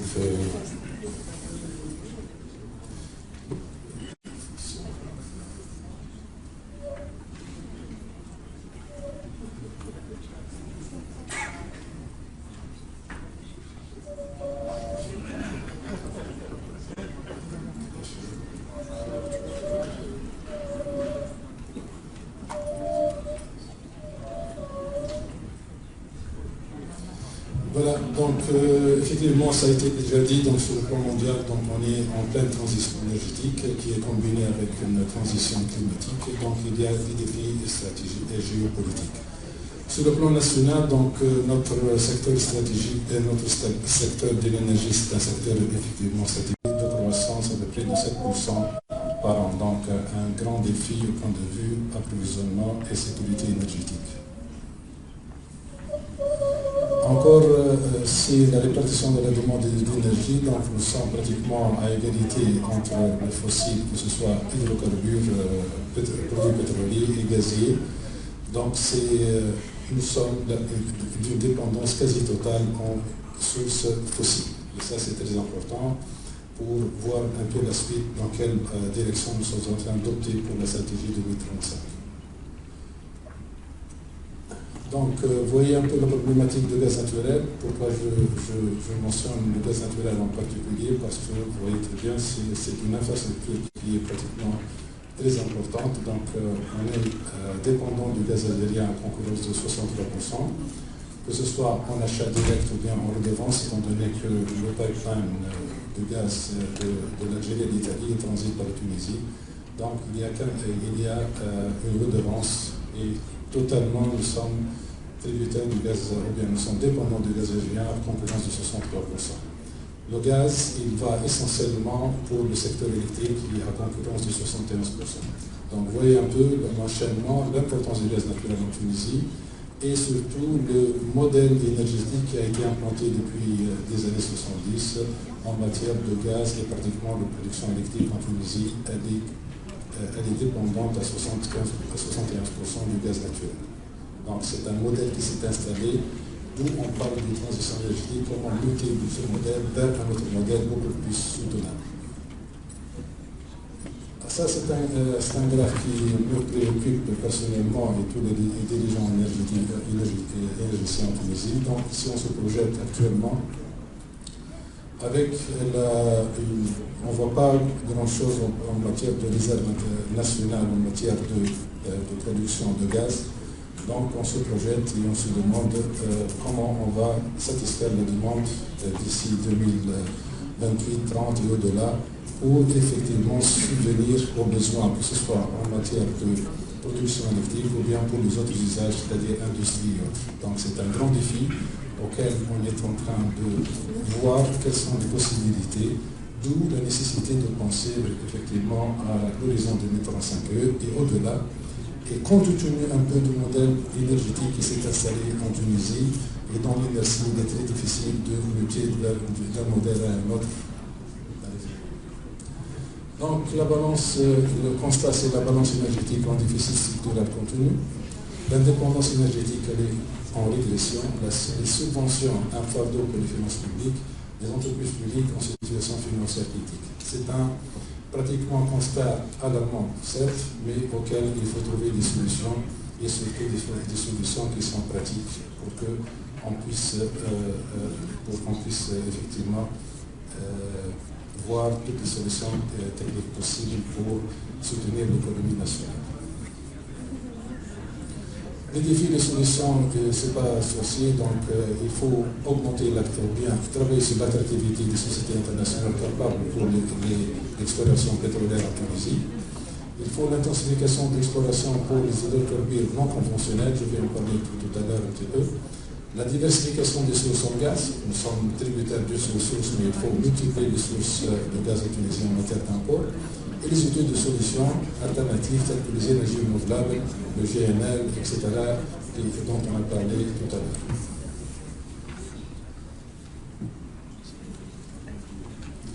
Nous avons mis un objectif certes ambitieux de 35% d'énergie renouvelable dans le mix énergétique 2035. Je pense qu'on doit faire mieux. Mais ce qui me tracasse beaucoup plus, c'est l'enjeu de 65% d'énergie fossile, étant donné que le modèle il est déjà ou bien énergie renouvelable ou bien fossile, mais nous sommes tributaires de cette dépendance-là en énergie fossile pour laquelle nous avons une situation en matière d'exploration et production qui n'est pas très... Bon, je dirais qu'il faut faire un grand effort pour pouvoir satisfaire cette demande de 65% en énergie fossile. Donc, on est en train de travailler sur comment faire de sorte qu'il faut explorer le sous-sol tunisien d'une manière beaucoup plus intensifiée. Et nous estimons que peut-être il faut revoir un peu le code des hydrocarbures, qui est le code d'investissement en hydrocarbures, pour mettre une meilleure attractivité, c'est-à-dire essayer de travailler sur les aspects fiscaux pour mieux attirer des compagnies internationales. Nous sommes en train de travailler sérieusement sur les ressources non conventionnelles, pour pouvoir esquisser et structurer un cadre institutionnel et réglementaire pour attirer et essayer d'explorer au mieux. Donc nous sommes en train de faire un amendement du code des hydrocarbures pour se focaliser sur une fiscalité plus attirante et plus favorable aux sociétés internationales pour explorer le non conventionnel. je parle de non conventionnel, c'est pratiquement ce qu'on parle de gaz de schiste.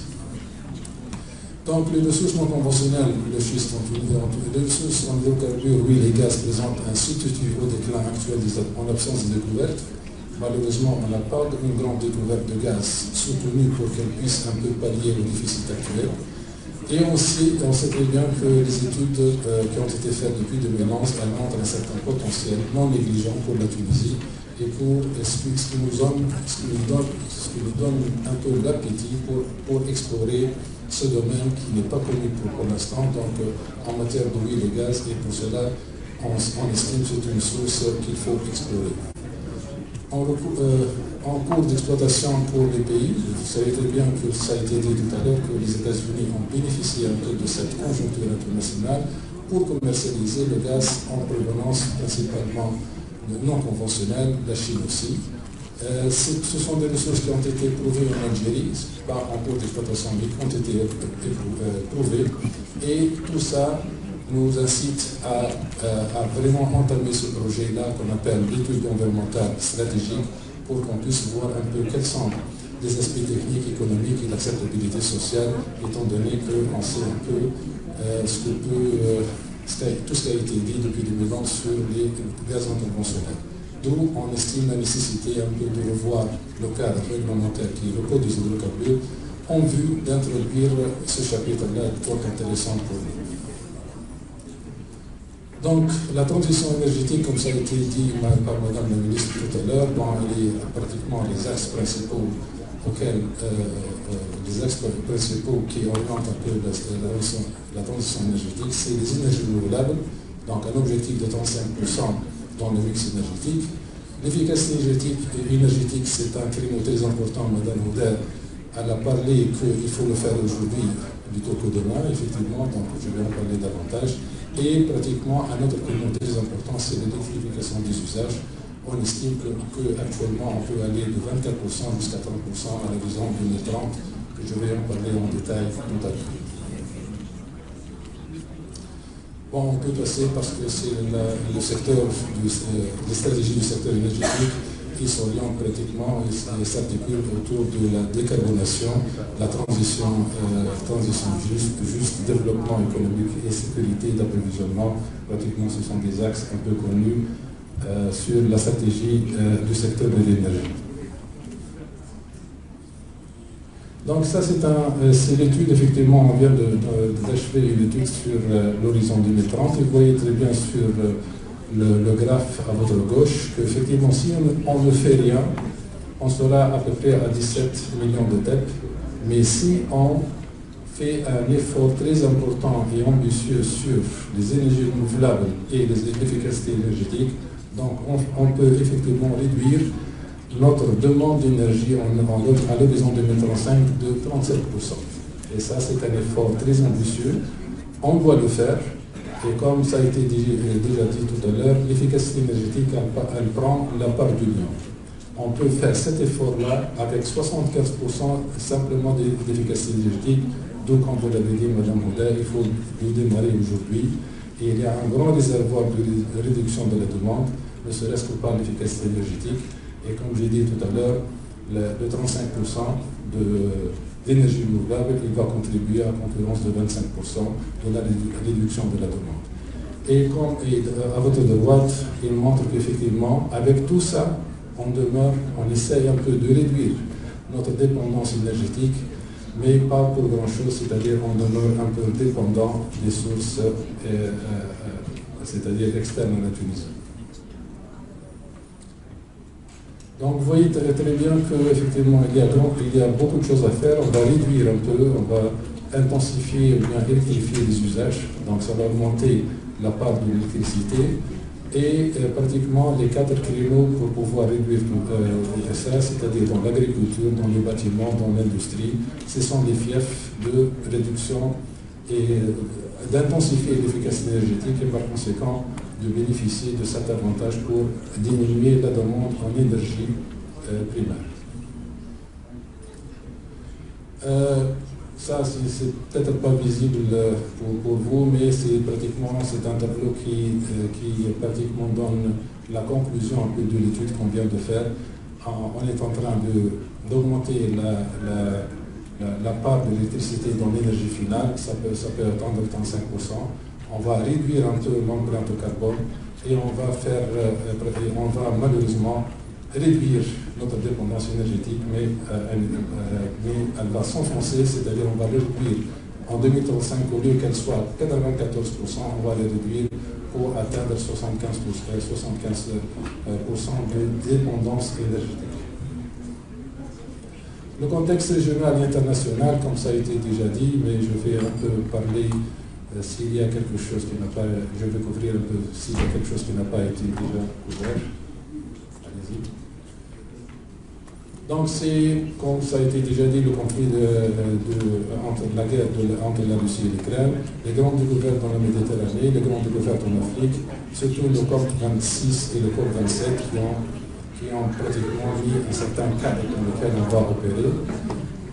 Pour le conflit russe et ukrainien, malheureusement, ça a mis beaucoup de tensions. Je pense que le citoyen tunisien, il a vu ça lorsqu'on a affleuré parfois des crises d'approvisionnement, parce que le marché n'est plus comme avant. Certes, on a des contrats d'approvisionnement en produits pétroliers, mais la règle du jeu, elle a changé et elle change d'un jour à l'autre, et par conséquent, on était contraint parfois d'être très innovant pour pouvoir approvisionner le pays en matière de produits pétroliers. Donc, la recherche immédiate par l'Union européenne d'autres marchés de gaz, chose qui a introduit encore une tension dans le marché méditerranéen.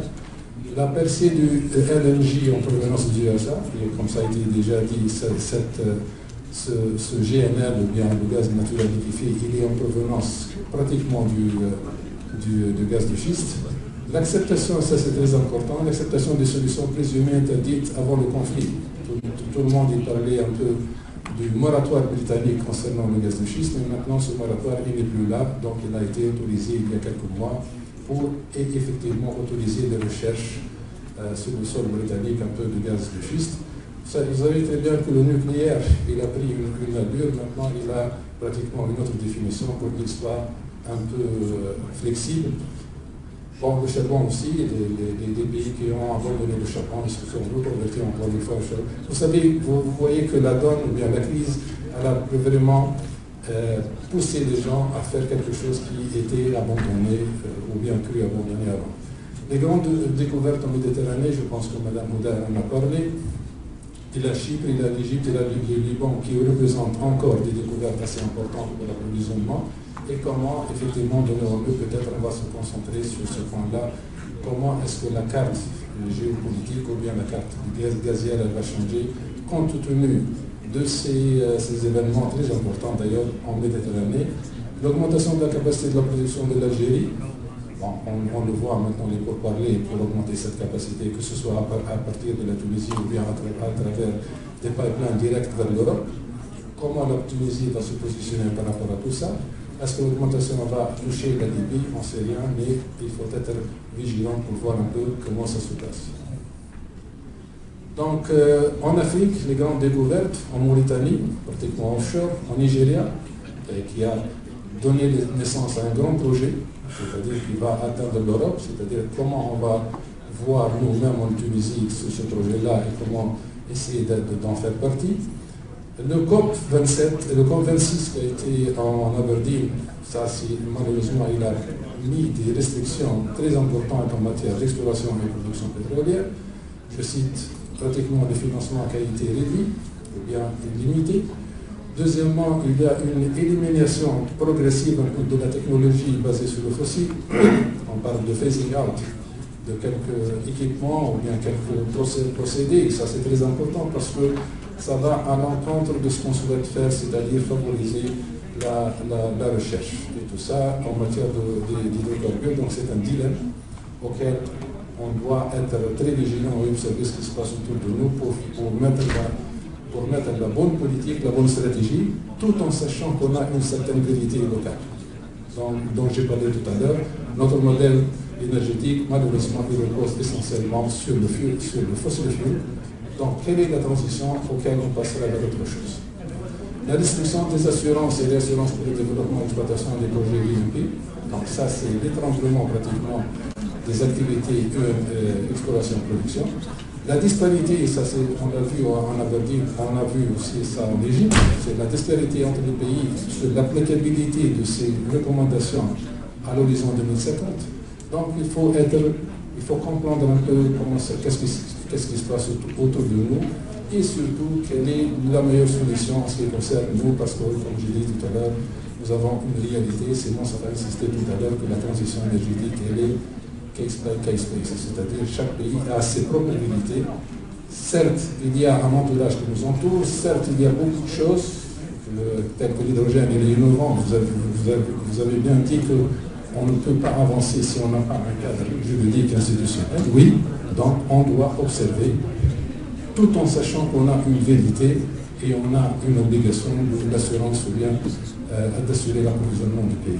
Donc les résultats de COP27 en Égypte, donc certes il était dans la même trend que le COP26, et tout ça, donc on doit être on doit observer ce qui se passe autour de nous. Voilà. Donc, après, l'enjeu et positionnement de la Tunisie. Donc, dans tout ça, je focalise un peu sur le cas de la Tunisie. Une nouvelle carte géopolitique et énergétique sur l'EDC. Madame Bouda en a parlé, et je pense que l'ONU va un peu se focaliser et comment au niveau régional et mondial. Donc ça, c'est une vérité. La crise ukrainienne, c'était un stimulant pour le faire, tout ça.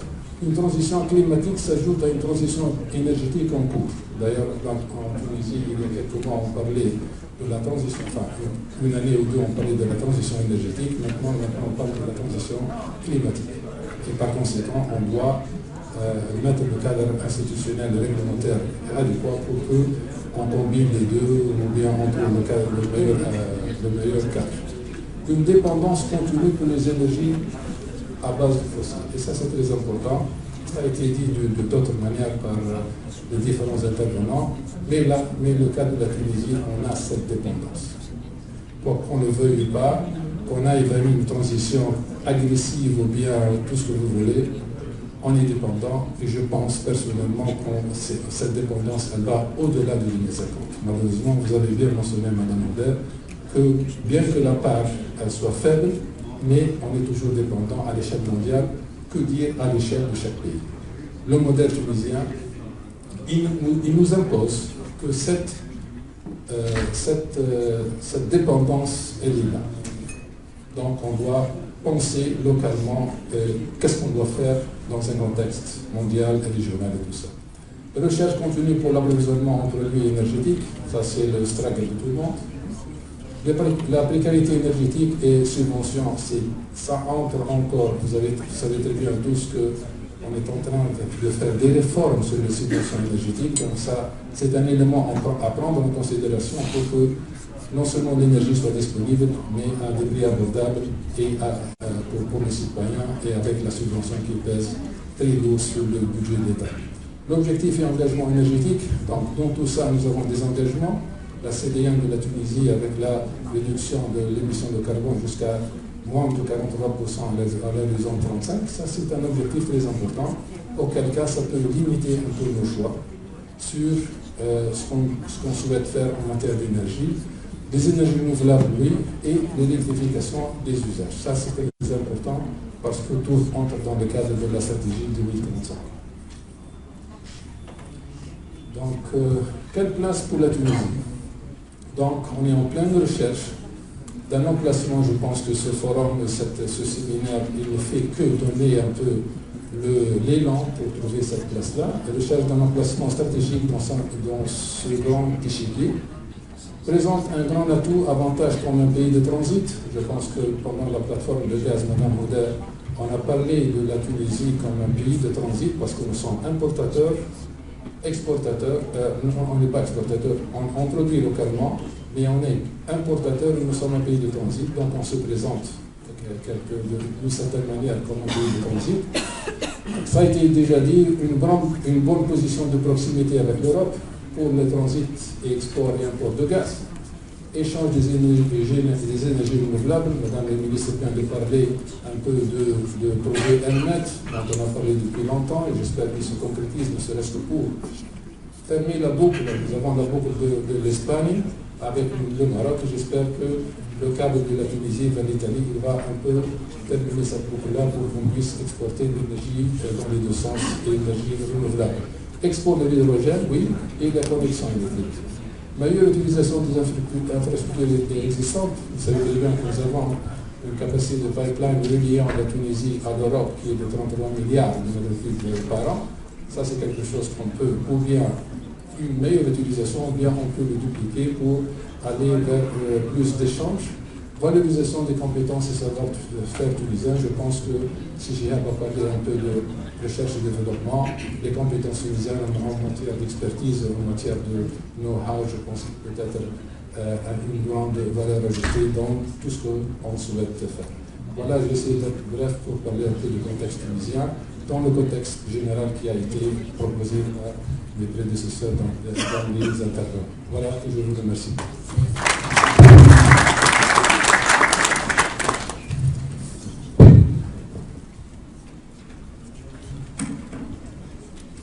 Merci beaucoup, Steve. Je pense que le décor est maintenant bien planté pour Monsieur Michel Bozin, qui va maintenant essayer de nous dire ce que Business France accomplit en termes de sa stratégie et de cet objectif de positionnement de la Tunisie dans ce contexte.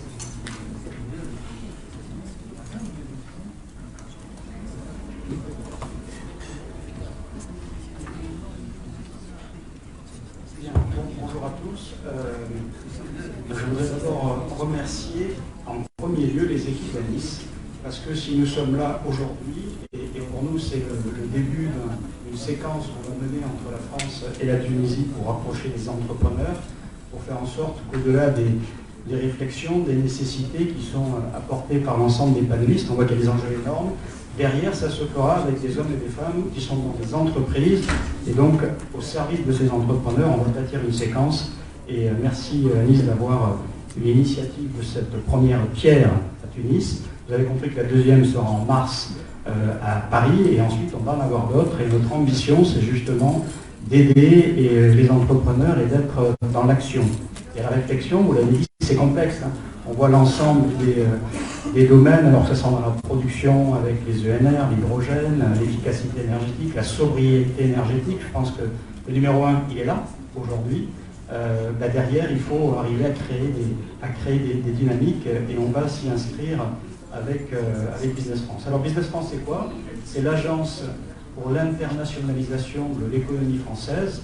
Donc on est basé en France et puis dans à peu près 50 pays dans le monde. Nous sommes en Tunisie, nous sommes en Algérie, en Afrique du Nord. Et notre métier, ça va être de créer des dynamiques et d'aider à l'information et à la mise en relation des entreprises. Et c'est dans ce sens que nous sommes, je dirais, liés avec le TABC pour essayer de faire bouger les choses et d'engager un peu par rapport à ces enjeux, et ça a été cité par l'ambassadeur tout à l'heure, une nouvelle alliance franco-tunisienne sur la transition énergétique. On l'avait fait il y a quelques années dans le numérique. C'était l'alliance franco-tunisienne pour le numérique. On a eu 90 binômes français et tunisiens dans le numérique qui ont été créés, qui sont aujourd'hui des belles aventures. On pense qu'au-delà du numérique aujourd'hui, il faut qu'on appuie sur cette transition énergétique et c'est ce qu'on va essayer de faire. Alors on le fait comment?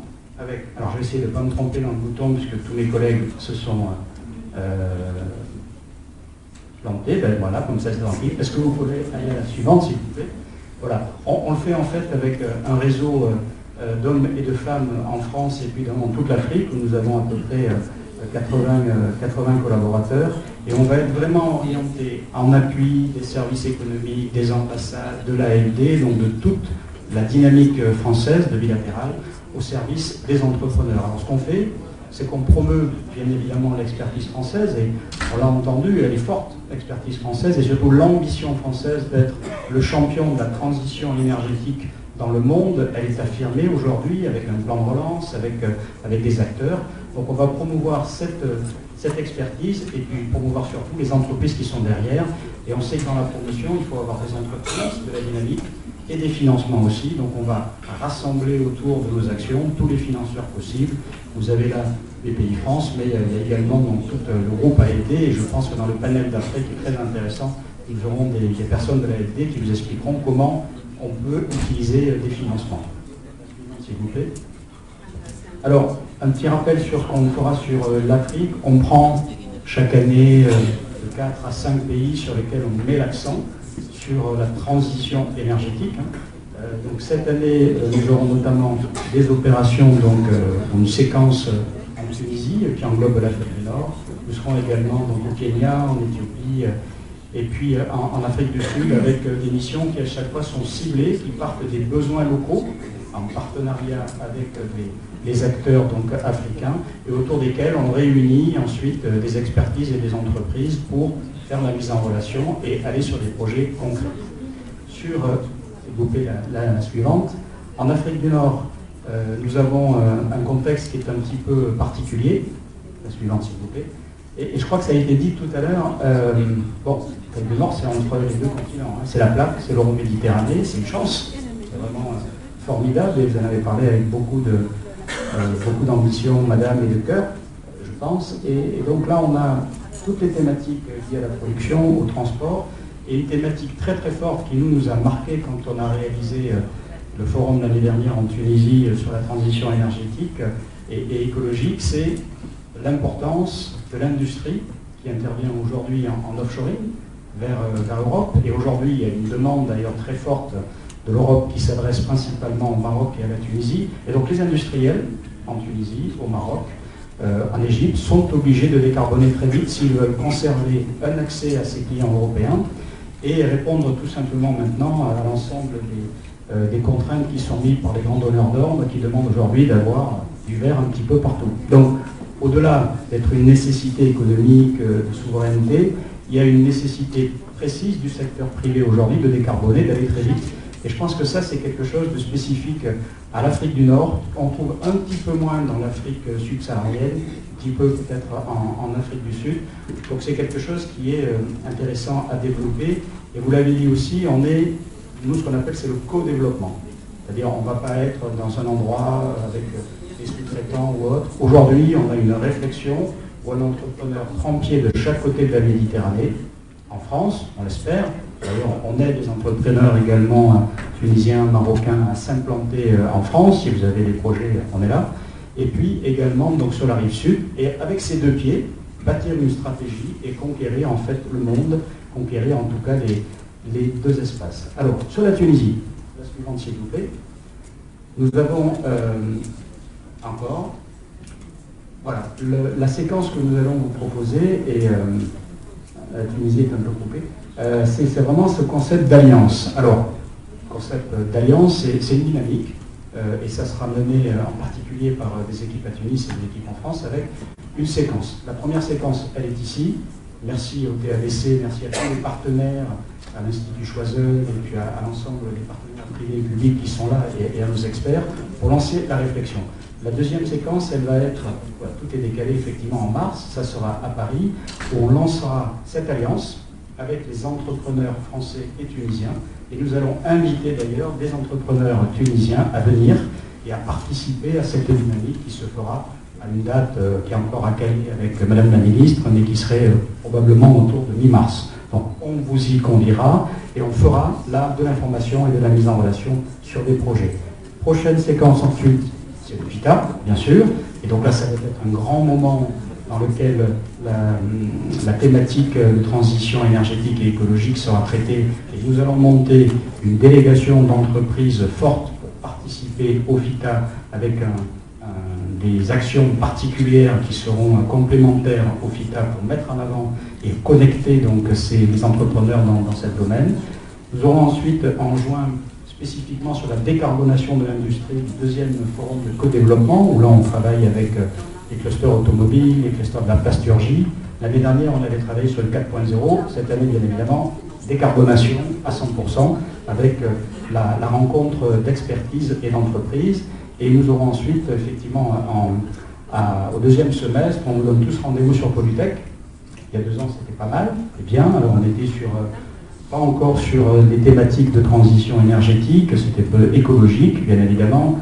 En 2023, on va mettre l'accent avec les équipes en France et tous nos partenaires pour faire en sorte que l'ensemble des industriels et des donneurs d'ordre public trouvent des solutions, trouvent des partenariats, trouvent des moyens de collaborer et de gagner, je dirais, en vision et surtout en opération. Tout ce qui nous intéresse, c'est créer des projets de l'emploi dans ces thématiques avec des entrepreneurs. Et on voit que les entrepreneurs privés, en tout cas en Tunisie, ont l'obligation d'aller très très vite dessus. Donc à nous de saisir cette opportunité. Voilà, je pense que j'ai à peu près terminé et j'ai fait moins que 10 minutes parce que là, sinon j'ai des réalistes qui commençaient à me dire attention Michel, je respecte. Vous avez un contact ici, qui est Céline Ketli, qui est notre référent Cleantech Business France pour l'Afrique du Nord, que vous connaissez et que beaucoup d'entre vous connaissent. N'hésitez pas à se rapprocher de lui pour voir comment ça marche, comment on est dans l'aventure, comment est-ce qu'on participe aux événements, que ce soit en France ou en Tunisie, mais en tout cas, on va faire le maximum pour porter ses ambitions, amener des réponses, amener avec nous les financeurs, les bailleurs de fonds, les BPI France, etc.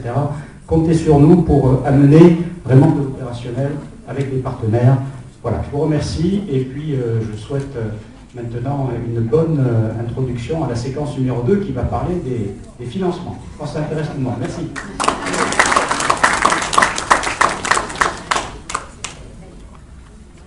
Merci beaucoup, Michel. Je pense que c'est une excellente conclusion à ce panel. Et je voudrais, en votre nom à tous, remercier tous nos intervenants. C'était extrêmement riche, un peu long, oui, c'est vrai, mais très très riche. En tout cas, merci beaucoup. Merci pour toutes ces informations. Et je pense que, comme l'a dit Michel, maintenant nous passons à la concrétisation par voie de financement. Donc je laisse la place à ma collègue Kautab pour son panel, pour le deuxième panel. Merci.